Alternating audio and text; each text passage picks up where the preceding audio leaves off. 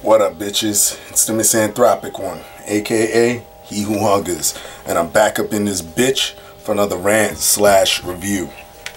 Today I want to talk about this album right here, Marquis' long-awaited debut album titled Femme Fatale.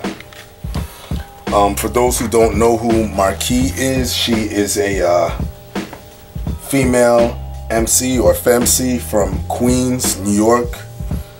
She started making waves when she got with D.I.T.C, Lord Finesse, most notably from Digging in the Crates crew.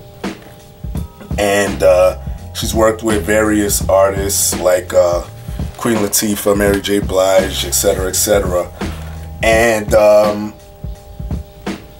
I remember her being on, what was it, The Awakening, I believe it was, Lord Finesse's last album. It came out around 95, 96. And I remember seeing her name pop up here and there, and I was always wondering if she was going to come out with an album. And I saw maybe like a month and a half ago or 2 months ago images of this floating around, and I kind of got excited because I believe I heard one track prior to this release, and I was like, yes, this is gonna be some fire ass shit.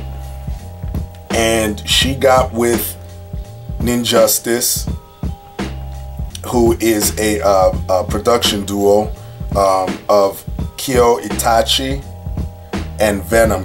Kyo Itachi I've heard of before. Venom I'm just now hearing of, and Venom also does the scratches on here as well. Also, you have Lord Finesse, excuse me, producing on here as well. Yeah, so D.I.T.C is Kyo Itachi and Venom.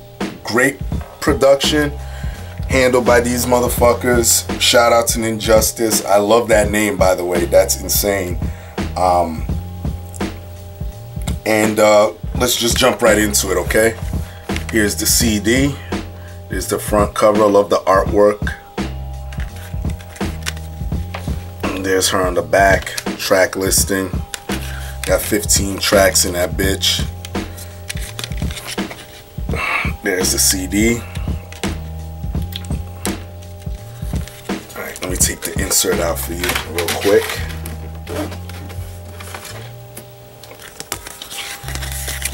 Alright, so you open it up.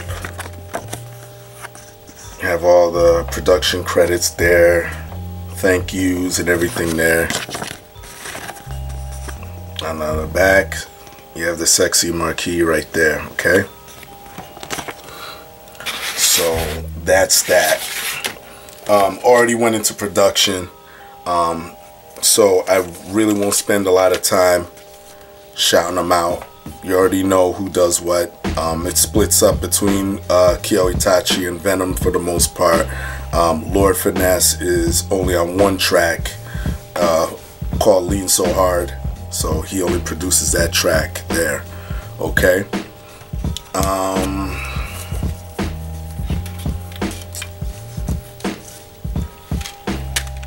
Features on this bitch. You got Crystal Johnson, Monifa, Puff, Dawn Gunn, G-Stats of Marquee Femme, the legendary Prince Poe, got Nature,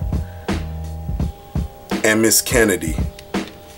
Okay, and I think, hold on, let me make sure of something, because on track 13, Surviving in the Desert, I want to make sure of something, because I could have sworn I heard M on that track.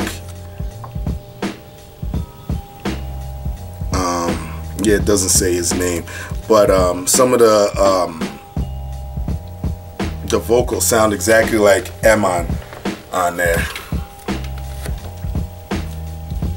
So, into the meat and potatoes of this bitch. Yeah, you got 15 tracks on this bitch right here. You get a whole lot of CD, whole lot of music, I should say.